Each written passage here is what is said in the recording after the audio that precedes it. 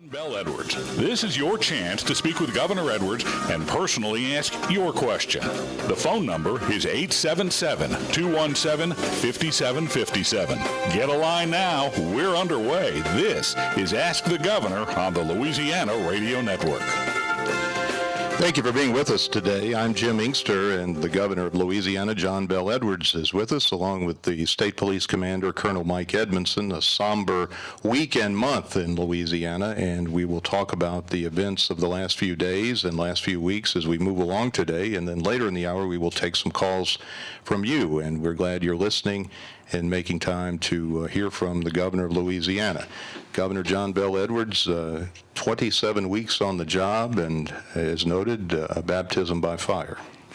Yes, but the fact of the matter is, it's been much tougher on the families of these law enforcement officers. You know, it's been much tougher for the Baton Rouge community, and this is a time for unity. It's a time for coming together, and I am gratified that I see that happening around Baton Rouge. There is so much engagement by community leaders, elected officials. Faith leaders have been tremendous throughout this process, going back to the immediate aftermath of the shooting of Mr. Sterling. And so I think there's a lot to be proud of in Baton Rouge, and I know that it's hard to see that right now, looking back through all of the tragedy, the events of this past Sunday especially.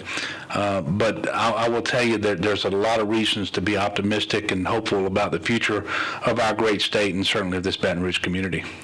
We lost 3 exceptional people on Sunday for a senseless crime. Killed were Montrell Jackson and Matthew Gerald and Brad Garofalo, and they leave families behind. The community, of course, is rallying as Baton Rouge and Louisiana it often does in these times of crisis, but there will be a public memorial for them coming soon next week, I understand.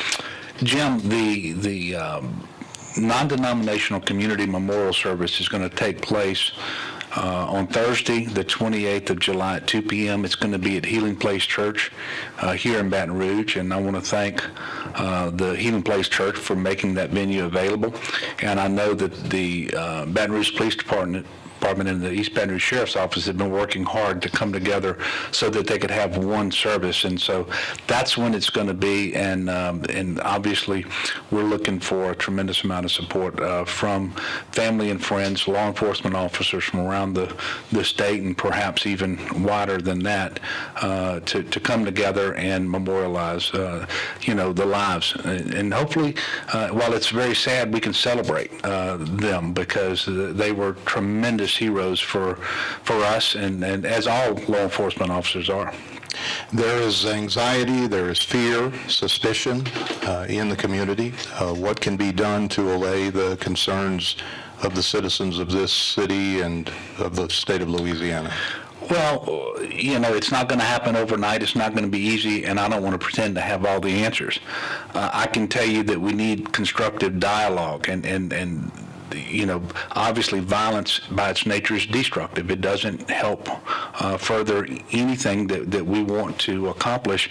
And so we need to have constructive dialogue, and we are already setting up meetings with different community organizations, the law enforcement communities, the faith leaders, people who are involved, not just in Baton Rouge either, but around the state. And I suspect, by the way, Jim, this is going to be happening around the country with a lot of renewed focus and energy to make sure that we are talking about the evil of hatred and the violence that comes from that, and how we have to turn away from violence and hatred and instead turn to peace and to love. And I know that's easier said than done, but the one common denominator behind the mass shootings we've seen in the United States over the last several months has been a hatred, and nobody said it better than Montrell Jackson. Please don't let hate infect your heart. And so we're going to engage the faith-based community.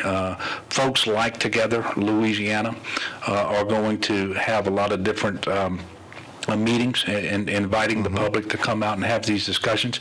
And clearly, there are going to have to be some changes, and I don't want to get into too many details, but I know that several legislators have ideas for legislation that they will introduce in the upcoming session. I know that the law enforcement community is already talking about initiating some things within law enforcement. So to make sure, there's no doubt we have an excellent law enforcement community in Louisiana at the state and local level. There's no doubt that there's an awful lot of training, but they want to make sure that they're doing the training that reflects the best practices nationally, so that if there's an area of the country where they've actually had a reduced frequency in the application of lethal force and making arrests, and that's been demonstrated over time to not result in greater risk of harm to the law enforcement officer, then we want to incorporate those best practices. And I'm so proud, and I've got Mike Edmondson with me today, the head of the state police. I'm proud of the sheriffs and the state police and the city police officers and chiefs from around the state who are telling me that they want to make sure that we're doing what we can around best practices as it relates to hiring, to training, to make sure that we're doing what we can so that the community feels safe and secure. And by the way, they are. We have tremendous law enforcement officers here in Louisiana. Colonel Mike Edmondson, you've been a state trooper for 35 years, and you've been head of state police now for, I guess, 9 years. Something like this is a once-in-a-lifetime thing, at least I hope so, but how has it affected you? Well, we certainly hope so too, and it's certainly in God's hand, and thank God He's in control, Jim. It's very sad. I mean, I sat there and watched that tape, along with our governor and our sheriff and the investigators, and to watch human life being taken is something very, very difficult. People that I know. I mean, Sid Goadshow, the sheriff, was one of my training officers. I rode with him as a young deputy before I graduated from LSU. Chief Carl Dabney, I've known him my whole career. Two remarkable individuals that are part every day of this community. They're not apart from it. They're involved, they're engaged, and they're two compelling individuals that are gifted in their leadership in the Baton Rouge. So I'm proud to be a part of them. I'm proud to work for a governor who, you look at him, he's involved in this. He's calling me as things are happening, and he just wants to know what's going on. Not micromanaging, Jim, but saying, what can I do as governor to assist y'all and to help y'all, and what do we do to help the governor? And for someone that comes from a law enforcement background, that's a tremendous asset to the citizens. That's our greatest asset, are our citizens. There's no one better, no one greater. And you know what? I've told you this before, the most incredible thing on my uniform is my badge, and the public allows us. It's a privilege to wear that badge. It's not a right. So it was difficult to watch that. It's a very, very sad day to see hatred like this, because that's what it's all about. Look back at the killings and things that have happened around the country. It's about a hatred. So to have that hatred in somebody's heart is sad, but it's something we have to deal with. It's something we have to take very seriously and to be very proactive in our response as law enforcement officers. We're listening to Governor John Bel Edwards and State Police Commander Mike Edmondson. You're listening to Ask the Governor, and we will be back with both of them after this brief time out on the Louisiana Radio Network. This is Jim Inkster. You're listening to Ask the Governor with Governor John Bel Edwards. This is his fourth program, and he does this every month. Next month, it'll be on August 24th, so mark your calendar. It'll be a little later in the month, but Wednesdays, middle of the month, are important, and last Wednesday, Governor John Bel Edwards and his guest in studio, Colonel Mike Edmondson, were visiting with the President of the United States at about this time. How did that go? Well, Jim, it was a very useful, I think, time and constructive. We were called last Tuesday afternoon and asked if we could be in Washington by Wednesday afternoon, the next day.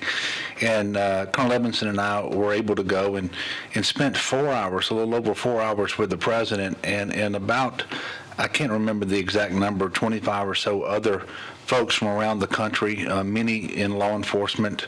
We had the Attorney General for the state of Georgia. We had rank and file police officers, but then we had different community groups there too.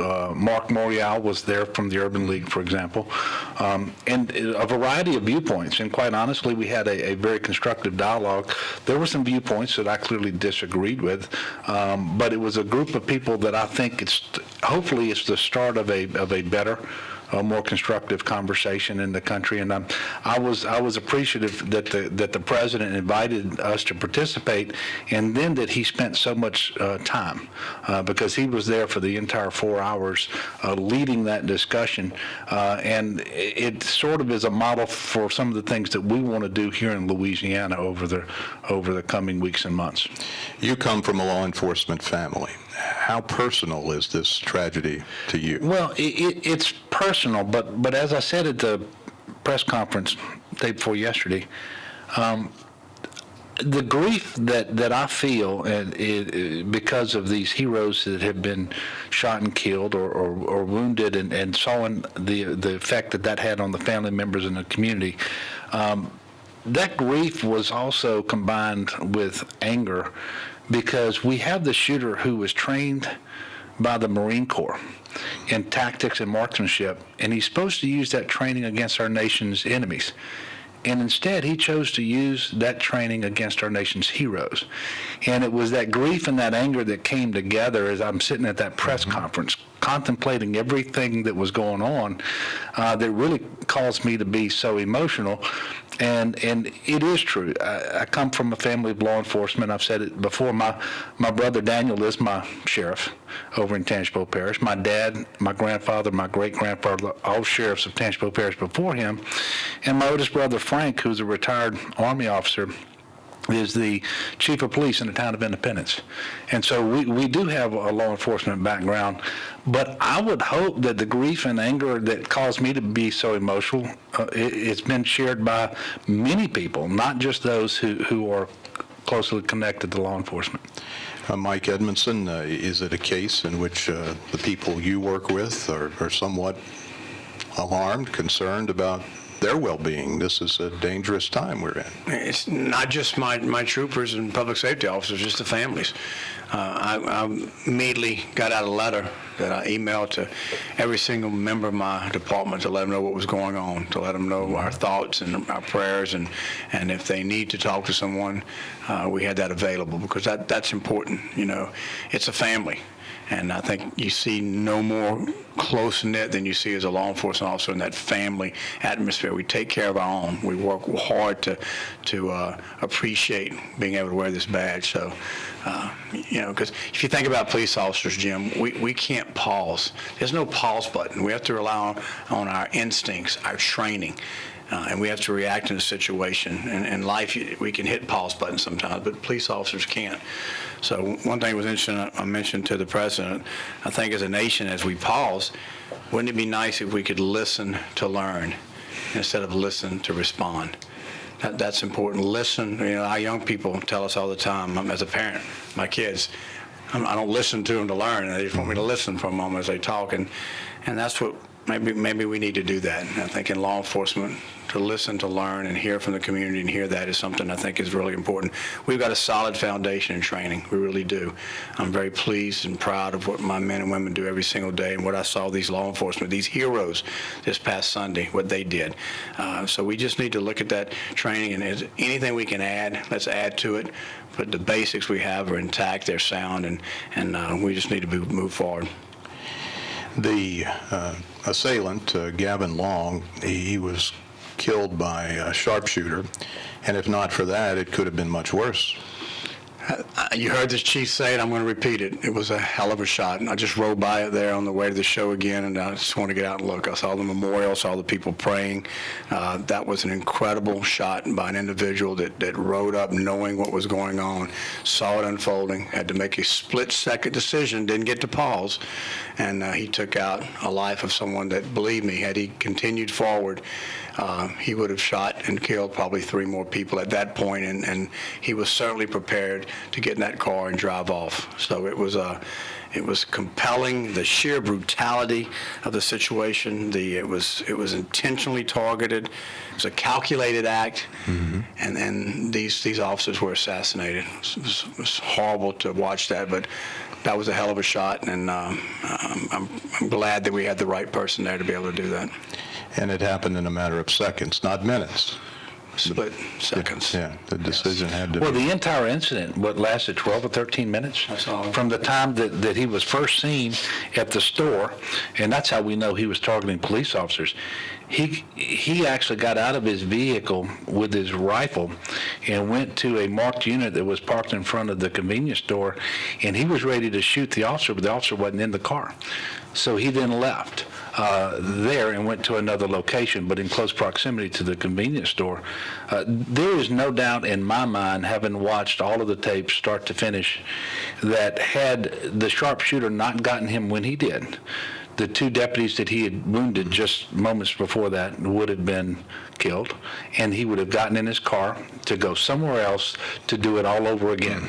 And so I am very thankful that the shooter was killed when and where he was. Both of you have families. How has your family responded?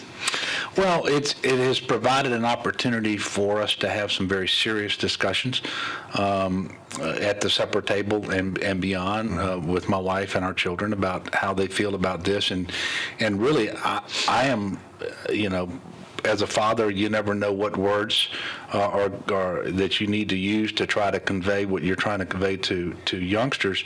But my children have been remarkably resilient, and they're clear-headed about this, and they seem to understand just what's going on in our country and how we and in our community and how we have to do better. When were you first alerted that this was going on? Mike called me Monday morning at about 9 o'clock. I'm going to say. I mean, it's minutes after it happened, and of course, Mike and I stay in pretty frequent contact. He and I probably wish we didn't have to talk as often as we do, but I appreciate that we have such a good professional working relationship. But he was able to call me about 9 o'clock Monday morning, and I immediately turned the TV on because I knew that it was that at some point, and sure enough, WAFB I think was the first one to go live with what was going on. So it was Sunday morning as we were getting ready for church. And Jim, I just want to take a minute and say that what has played out in Baton Rouge over the last couple of weeks is not reflective of Baton Rouge and the state of Louisiana. We had a very tragic incident where Mr. Alton Sterling was killed. Immediately thereafter, Sandra Sterling, his aunt, pleaded that there not be any violence, that any demonstrations would be peaceful and lawful without destruction of property. And despite hundreds and hundreds of protesters over numerous days, there were only 2 reports of any injury, very minor, or 1 protester, 1 police officer. No significant act of violence related to that shooting until this shooting. And in fact, the previous 6 days, there hadn't even been an arrest. And so what law enforcement was able to do, and what the faith community and other community leaders and the citizens of Baton Rouge were able to do, was remarkable in light of what has happened elsewhere in the country following incidents like we've had here in Baton Rouge. And so I am very proud of the people of our great state. It is still a very tense and emotional time, and I understand that. But I'm very proud of the people of our state, but especially the law enforcement community, for the way that they were able to, under the most difficult circumstances imaginable, remain professional and provide good law enforcement. And in fact, they were spending the majority of their time protecting the public safety of the people who were demonstrating against them. That's how professional they were. But it is unsettling, I'm sure, that one lone kook can change the lives of everybody in the state, if not the country. Yeah, and that is very unsettling, because obviously this is no longer the first, second, third, fourth time just in the last couple of years that we've seen this in the United States of America. Mm-hmm. And then you start thinking about, well, what strategies can you come up with in order to prevent this? And you start thinking along those lines, and you realize what a daunting challenge we have. But I am convinced that we are going to do better going forward. And I say that because I'm talking to people like Mike Edmondson and Sid Gautreaux and Carl Dabadie, but also to our federal partners, the FBI and so forth. And I know how determined we are to make sure that we can do better going forward, and we're going to do that. Now, I've got to say this, though, Jim. This governor before he's even sworn in, we were having discussions with our public safety partners, Mike Renatza, Fabian Blanche, the chiefs of our major police departments, the sheriffs out there, and asking us, what are y'all doing? Give me your look forward. I mean, he inherited this going into the city of New Orleans, and he had to make a decision. His first day as governor is what's our commitment to the city of New Orleans, the number of troopers down there. And you heard him make a 5-year commitment. So that's telling you that it's not just about his time in office, because he's looking forward. And I am too, because we're looking at 8 years with this administration to make a difference in Louisiana. And to have a governor come in that quickly and make a decision that soundly shows a commitment well beyond the moment. And I think that's the key factor. If we're going to fix something, we're going to change a culture, it's going beyond that moment. So I saw very quickly the engagement of this man right here and what he intended to do. It's not about an individual. It's about a team effort, but it's about more than a moment. It's about changing a culture. 877-217-5757 is your number, and we will take some calls very soon, as in right after we break, for Governor John Bel Edwards. The show is Ask the Governor, and if you have something on your mind, we ask you to be brief, concise, and certainly polite in posing your questions and not make a lot of statements. But the topic at hand today is one about public safety and, of course, the awful tragedy and how our community has responded, our community and our state, to what's happened in our midst. We'll be back after this time out on the Louisiana Radio Network. This is Jim Inkster. Thank you for joining us for Ask the Governor with Governor John Bel Edwards and his guest, State Police Commander Colonel Mike Edmondson. Your number is 877-217-5757. Michelle Southern is producing, and Eva in Baton Rouge, you are on Ask the Governor. Good afternoon. Good afternoon, and I thank the governor for his leadership in this situation. But I want to ask the Colonel Emerson if he can expound on what he said about the killing being because of hatred. You know, the Dallas shooter, he killed policemen. He said that he was shooting white people because of what had happened, to African Americans. We don't know that yet about the veterans, but we're assuming his view is the same thing. So, all right, you're kind of fading, and I'm not sure, but she was talking about hatred and how that might have impacted the incident in Sunday, and I guess the one 2 weeks ago with Alton Sterling. But it's hard to prescribe motivation, but what do you think causes this kind of action? I think you said it, the listener and the caller in said it when he talked about hatred. I mean, we understand it's a human instinct. It's certainly something that comes out of an individual based on, I guess, their values, and hatred is just something I don't have in my soul, so it's hard to, but although I see that. And let me just tell you about the Alton Sterling. We'll find out about that. Our belief in the federal system, and I think the governor calling for that so quickly and our federal partners calling for it, is the fact that they'll do a comprehensive, thorough review of that particular incident. So we'll find out on that one. It's in the right hands with regard to the FBI. Jeff Sellette, I know him personally, his overview in the U.S. Attorney's Office. We'll find out on this. On this one, we want to know the motive. We want to know why that shooter, why did he pick Baton Rouge? What brought him here? What did he do while he was here? Who did he interact with? Who did he speak with? Those are things we want to find out. And what made him kill those police officers? I think that's the issue, and it certainly points towards hatred of a specific group. All right, James in Longview, Texas. Good afternoon, James. You are on Ask the Governor. Hi, James. Hi there. Good afternoon, Governor Edwards.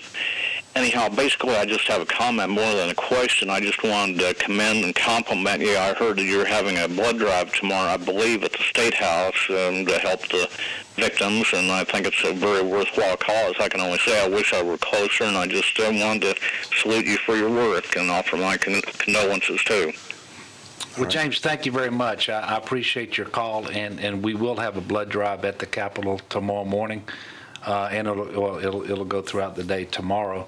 And it's important because in the summertime, you have a lot of people who routinely give blood, but in the summertime, a lot of them are on vacation, and so it's important right now that we do have a blood drive.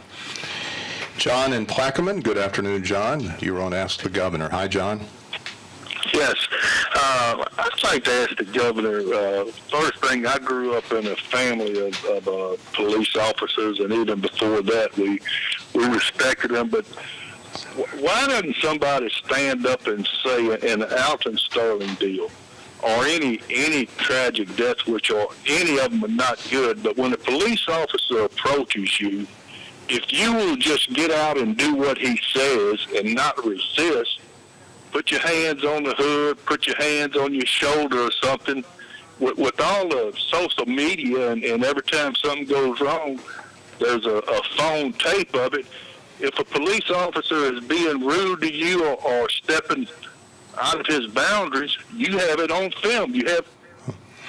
Well, John, thank you for the call. And clearly, we encourage all citizens to comply with the directives that they get from law enforcement officers. And we also have to make sure that our law enforcement officers are receiving the very best training and supervision to try to minimize the frequency with which lethal force is being applied out there. And so I don't think it's an either or. I think we have to engage in both. And I've said earlier, I found the video in the Alton Sterling shooting to be disturbing. Because there is a reasonable question as to whether under those circumstances lethal force was warranted or reasonable or justified. And by the way, that's why that video went viral around the country, and that's also why we are having an independent investigation done by the U.S. Department of Justice Civil Rights Division. Eddie in Lafayette. Good afternoon, Eddie. You were on the air on Ask the Governor with Governor John Bel Edwards and State Police Commander Mike Edmondson. Hi, Eddie. Hello. Thank you all for taking my call. Blessings over you, Governor Edwards, Colonel Mike Edmondson, and all law enforcement that's connected to the program. I just have a real quick question concerning, of course, I love law enforcement, respect law enforcement, advocate for law enforcement. But what I was asking, and of course pondering within myself, is what can be done in a way that shows that, whenever there are officers that are in bad positions, that accountability. All right, what about? Well, I think the public has to speak out, just like what you're doing. We value that input. We value those accountability questions coming from the public. We look at ourselves in the mirror every day, and I think when we hear that from the public, they've got to have a trust in it. Because if they trust us, they will respect us and they'll listen to us. I think that's what you've got to do. We're involved every day in the community. We're state police. We engage our troopers to go into classrooms and talk to kids, to talk to civic groups, to talk to the public, to have those conversations. So certainly when these things happen, the public has to understand that immediately we're going to look into it, and we're going to get back to them, and we're going to find out if an officer does something wrong. I think that immediacy of that situation and making a determination and towards that individual is something of utmost importance to me. So 877-217-5757. We'll return to the phone lines in just a moment. Louisiana has had the highest per capita murder rate in America for many, many years, going back over several administrations. And Governor Edwards, you campaigned for governor on issues regarding education and poverty and a lot of social aspects that I would think contribute to this. But what do you think the cause is? Are we just a more violent people, or are there other factors in play? Yeah, great question. I don't believe that people in Louisiana are innately more violent, more criminal than people elsewhere. But it is true we have a larger percentage of our population behind bars than anywhere else in the country. And I think that doesn't make sense for us because we don't have the lowest recidivism rates, and we don't have the lowest crime rates and the lowest violent crime rates. And we are spending too much money to keep too many people behind bars. And I believe it is possible, not only possible, I think we have to look at other states that have implemented strategies that have proven effective at reducing their incarceration rates, saving their state's money, putting more people into the workforce and allowing them to be productive members of society without harming public safety. Other southern conservative states like Texas and Georgia and South Carolina have done that. We have a task force that's being led by Department of Corrections Secretary Jimmy LeBlanc, and they are actively working to come up with a legislative package for the session that's going to start in April of next year, so that we can enact comprehensive criminal justice and potentially sentencing reform to reduce our incarceration rate, to save the state money, and to improve public safety all at one time. John in Lafayette. Good afternoon, John. You are on Ask the Governor. John, can you hear us? Oh, yes, I'm here, Jim. My question is, a couple of years ago, NPR reported that police programs were trying something that they were going back to this idea of going to a beat walking program, and they're having success with it, where cops are actually being assigned communities and walking the beat, getting to know the people in the community, de-escalating situations like that. I'm just wondering, are we trying something like that, or I mean, do they think that they're having any success in our state? Thank you. Well, thank you. That's a great question, and it's something, community policing is something we've been involved in for many, many years now. I think it's the backbone of law enforcement. It's what the success rate that you're seeing in cities across the state and certainly across the country, especially when you see success. Look at New Orleans. We have troopers that are in the French Quarter and in the Central Business District area that are walking the beat. They're interacting daily with people in that community and those restaurants and those shops, and they're talking to the tourists and the people that are down in that area, and it's made a tremendous difference. In some areas, it's dropped crime in excess of 30%. So we know that works. So we're doing those things. The conversations with the police chiefs around the state are about the same thing. Community policing is the way to go in this, and it's something we're involved in. Errol in New Orleans. Good afternoon, Errol. You are on Ask the Governor. Yes, hi. Let me turn this, but I'm sorry, sir. Let me cut the radio. All right. You got it done? Thank you very much. I didn't expect me on so soon. Hello? You're on the air, Errol. Yes, okay, hi. I would like to ask the governor if this situation still is in the classrooms. When I attended Andrew J. Bell here in New Orleans, in the very tough part of town, police officer Friendly came to class and instructed us what we should and what we should not do. Does that still happen in schools in New Orleans? Well, it ought to be happening more often, because most schools now have, we didn't have them when I went to school. I'm almost 50 years old. We have these school resource officers now deployed across the state, where we have law enforcement actually on school campuses as a regular course of business, and having interactions not just with the kids who are in trouble, but they are by design there so that these kids do interact with police officers and can develop a sense of trust and confidence that officer is there to protect and serve, and is certainly not the enemy, but is somebody to cooperate with for the betterment of society as a whole. And I really do hope that is happening. We also have the DARE program and other programs around the state where we are introducing youngsters to law enforcement and teaching them to respect the law and to respect law enforcement officers. And now, obviously, there's always room for improvement, and we can probably do better, and we're going to try to do that. But it isn't for lack of effort around the state of Louisiana right now if we have a problem with kids who are not developing a healthy relationship with law enforcement. You're listening to Ask the Governor, and we'll return with Governor John Bel Edwards and State Police Commander Mike Edmondson after this quick pause on the Louisiana Radio Network. This is Jim Inkster. Thank you for joining us for Ask the Governor. Governor John Bel Edwards is here for one more segment as we round out the hour with him and Colonel Mike Edmondson, the Commander of State Police. Kevin in Lacassine. Good afternoon, Kevin. You are on Ask the Governor. Good afternoon.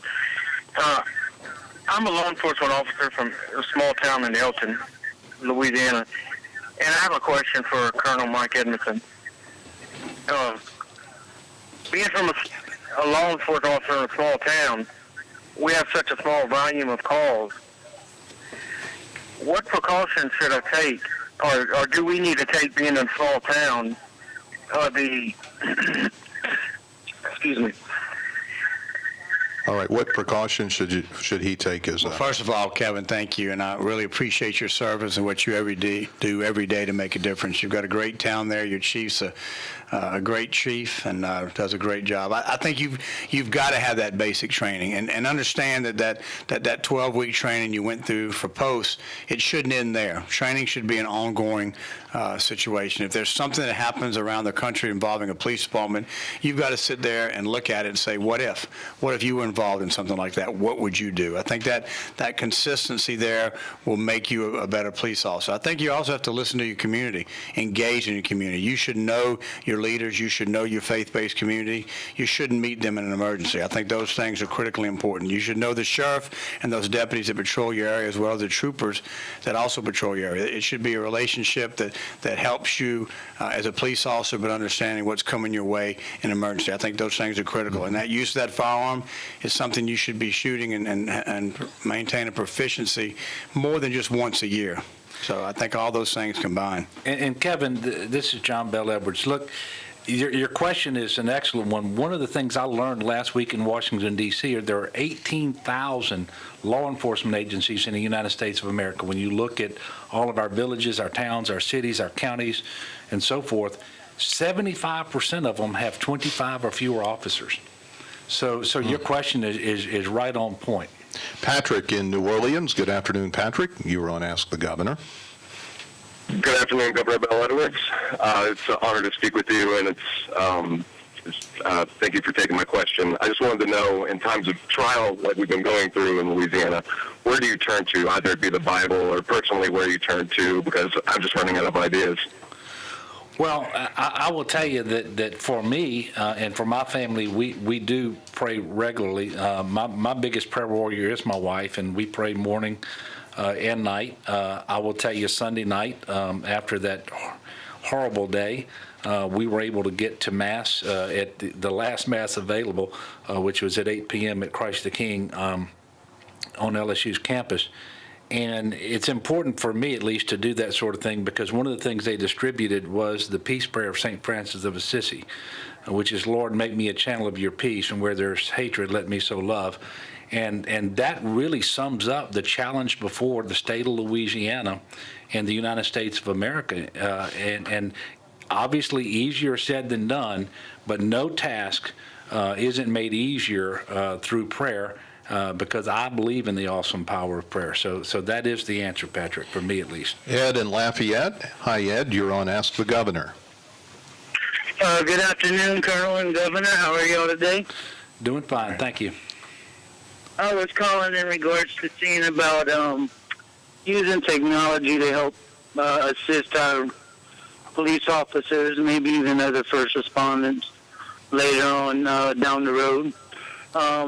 Using technology to help deter in situations like the Alton Sterling case, to where you're helping assist our police officers, and not so much with firepower, but with using technology to help bring other deterrents to help.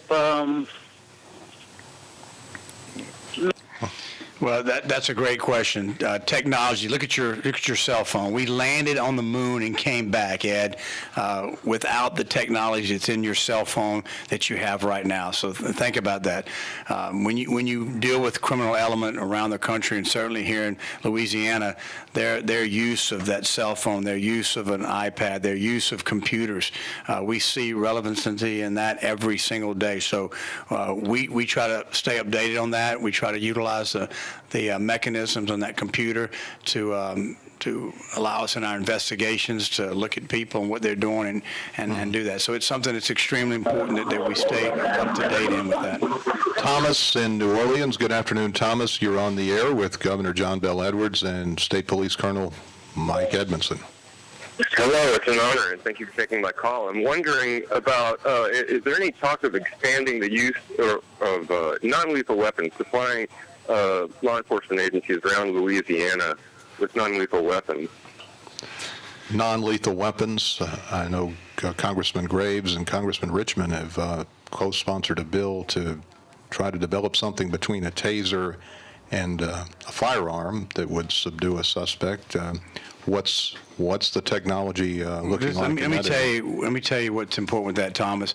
We train our state troopers to utilize what every single person has, and that's 2 eyes and 2 ears. Observe what's going on in front of you, listen, and then use your mouth last. That weapon that you see on our gun belt, that is a weapon of last resort. That mouth, those eyes, those ears are something that we utilize to de-escalate a situation and talk to an individual. The use of a taser is something that's used way down the spectrum. So understand that those things are important, and we certainly have those, but that ability from the non-lethal side of it has been something that's been extremely successful in our use of state troopers, and we train on it quite regularly. Charles in Baton Rouge. Good afternoon, Charles. You're on Ask the Governor. Hi, Charles. Hi. I'm a former police officer, and now I'm an engineer, and I just wanted to ask if the governor thinks going forward that there's a possibility of creating an agency that might oversee police and also look into these things in that way to make sure that the community had full confidence, Well, Charles, thank you very much for the question. Just late last week, I happened to be at a meeting of the National Governors Association, and I had a conversation with Governor Scott Walker of Wisconsin. And one of the things that they did, and I'm not announcing today that I want to do this, but I'm certainly considering it, is they passed a law there that for every police-initiated shooting, that the state attorney general's office would handle the investigation. So that in no circumstance in that state, for example, does the agency that employs the officer who engages in lethal force do the investigation into the officer who applied the lethal force. So there are some things like that that we can do. Other states rely on civilian review boards to varying degrees, and we're going to take a look at some of these things to see if they make sense here in Louisiana. Tucker in New Orleans. Please be brief. Tucker, you're on Ask the Governor. Hi, Governor. My name is Tucker. I'm from New Orleans, and I was in Baton Rouge 2 Sundays ago when the protests got ugly, and I was wondering if, the word protect and the word professional would be best used to describe wholesale assault on protest. Well, first of all, Tucker, thank you for your call.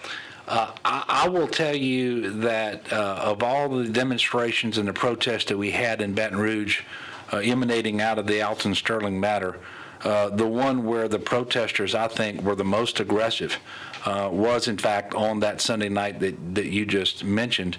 And I will tell you, there's no doubt in my mind but that the protesters were seeking to gain access to I-110, which is a very dangerous situation for the motoring public and for the protesters and from law enforcement alike. And I said before, and I'll say it again, I believe that the response of law enforcement was reasonable and moderate under the circumstances, and that because that response was informed by what had happened in Dallas 2 nights ago. It was informed by a specific credible threat of harm to law enforcement officers in Baton Rouge, that, in fact, more than one that we were acting upon. And I think that approach is validated by what happened on Sunday. And it isn't the peaceful protesters they have to be worried about. It's the ones who come there aiming to do harm to police officers, which we know is happening around the country. Well, thank you for joining us this week. Thank you, Governor Edwards. Thank you, Mike Edmondson, Colonel. And we'll be back on August 24th with Ask the Governor. Until then, thank you for listening and stay tuned.